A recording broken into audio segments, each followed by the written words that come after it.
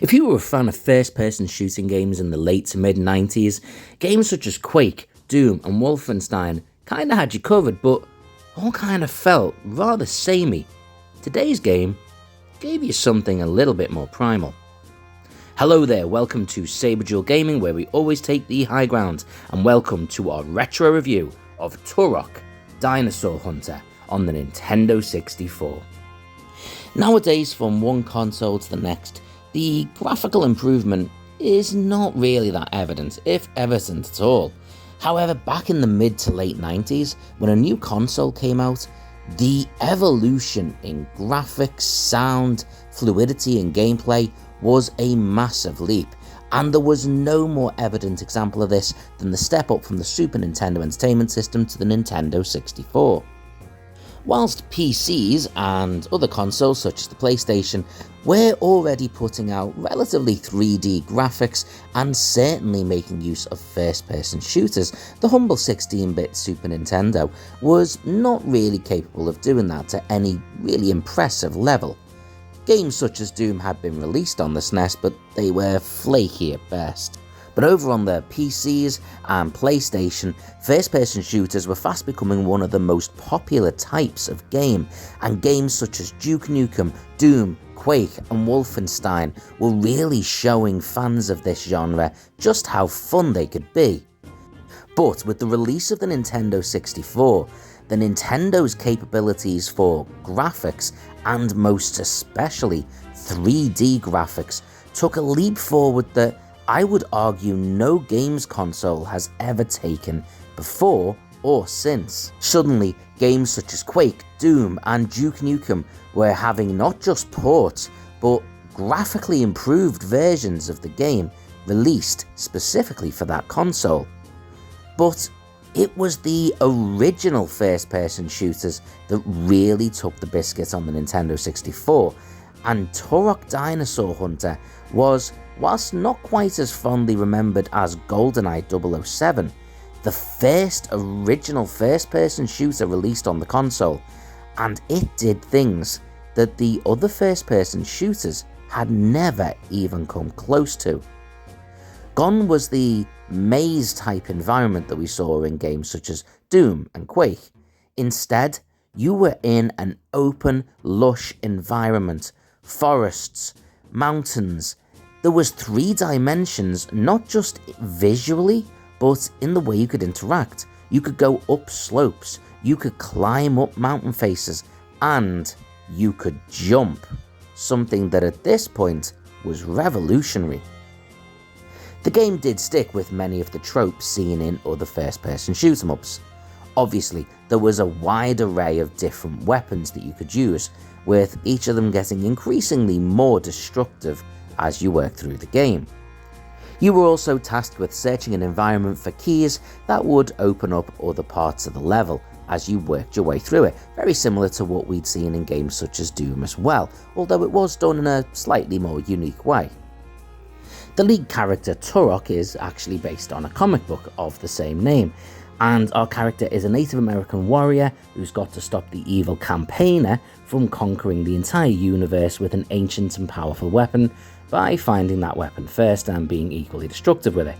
There is also the fact that this is Dinosaur Hunter, and yes, we do actually have dinosaurs in this, although we'll touch on that a little bit more later on.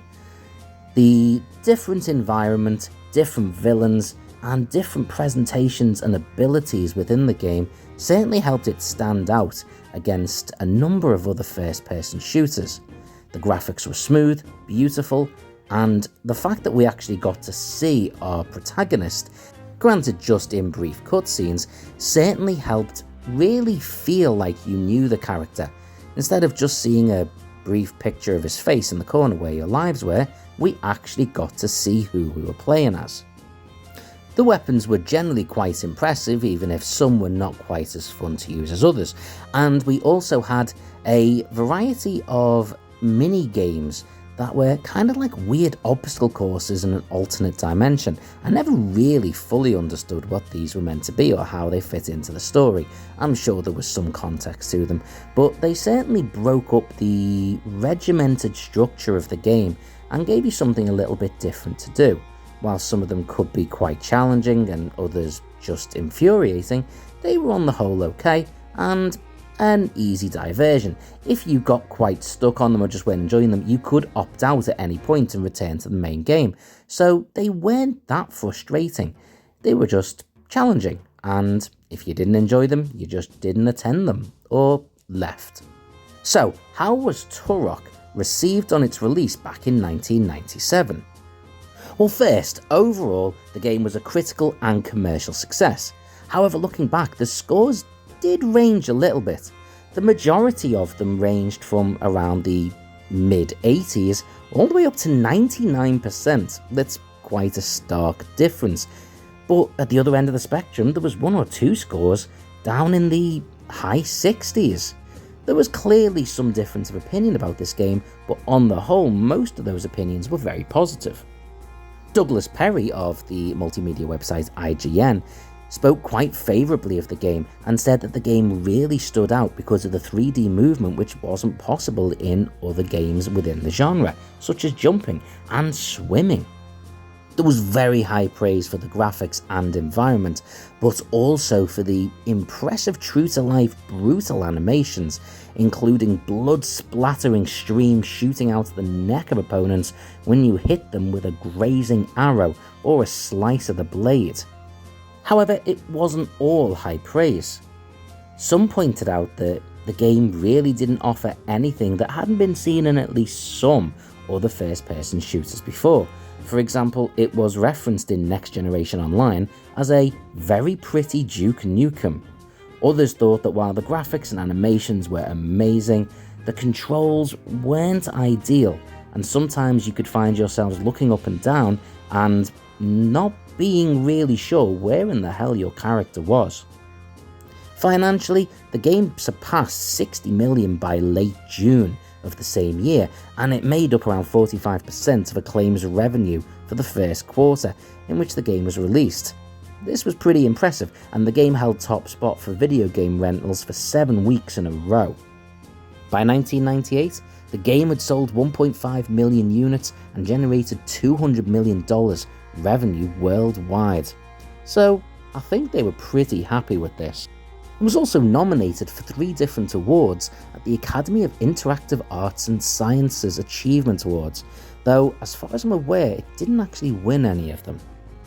But enough about 1997 and 1998, what about in 2024? How does this game stand up to modern scrutiny? Well, the first thing that has to be acknowledged is that this game was dramatically overshadowed by GoldenEye 007. These two games came out relatively close to each other on the same console, and yet GoldenEye is remembered as the absolute benchmark for first-person shooters. It is legendary. Turok never really achieved that, and I'm not exactly sure why. Let's think. First of all, I gave this game a real good playthrough. In fact, I played it on multiple streams, even if only one of them is still up on the channel.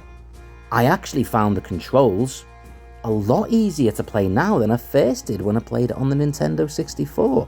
Whether that's because the pads back then were a little bit trickier, or whether the controls, which stood out as completely different at the time, have now become far more commonplace in first-person shooters. The initially beautiful and impressive environments do get a little bit repetitive. The vast majority of levels are either briefly in a cave, in a slightly brown muddied environment, or in that lush forest with a few buildings thrown around. There isn't a great deal of variety. This one clip here, we're inside what looks like a high-tech spaceship. That only happens once. That's just not really an environment we usually see. The other thing that really stood out to me and kind of grated on me in this was the game is called Turok Dinosaur Hunter. There are hardly any dinosaurs in it. Now, this is where my massive nerdness is going to shine, but the vast majority of what we saw were creepy, weird reptiles. There was 1 or 2 actual dinosaurs, like Triceratops and what looked like a weirdly horned Allosaurus. There's a Dimetrodon, which isn't actually a dinosaur, and a T-Rex, which is basically a cyborg, and that's an end-of-level boss. So, other than that, we don't see a lot of dinosaurs. There's what looks like a weird reptile ape. I'm sorry, that doesn't count. The wide array of weapons is quite cool to use. However, what you tend to find is many of the really advanced funky weapons kinda aren't that effective. They look cool and the visual effects of them is fantastic, but you tend to go back to the same one or two weapons quite often. I struggled for a while to figure out why this game wasn't remembered as fondly as GoldenEye, and then it sort of came to me in a flash. Because it's just not as good as GoldenEye. Not only did GoldenEye have the whole marketing of being attached to a movie behind it, but it was just the best first-person shooter that had ever come out. The fact that this was on the same console, had the same capacity, and didn't quite achieve that, really probably hurt it.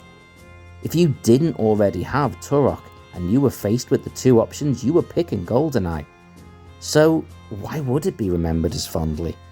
It sort of reminds me of that tennis player, boxer or footballer who is basically one of the greatest of all time, but because they exist and are performing at the same time as the greatest of all time, they just look second best.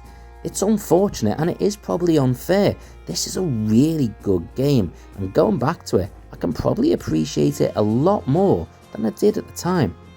Even now, the visual effects to some of the weapons are so fun, and the fact that you're going up against dinosaurs occasionally really appeals to me. And I will say, the musical score in this game really helps it. It really does have that drum beating feel that makes you feel like you are really on a hunt. It feels so much more primal and visceral than many of the other first person shooter games out there, so it has a lot going for it, and overall, I really enjoyed playing this game again. Turok Dinosaur Hunter lacked the branding of some of those iconic first-person shooters, but it definitely took massive leaps forward that later games would capitalise on and use. It has an iconic and legendary place in first-person shooter gaming history, and it really isn't fairly remembered for that, but I think this game definitely deserves a rating of 8 out of 10. It isn't perfect and could have done with a few more dinosaurs, but overall, it's great fun. Did you ever play Turok Dinosaur Hunter? Comment below, let me know, and let me know what you thought of it. And until next time, take the high ground.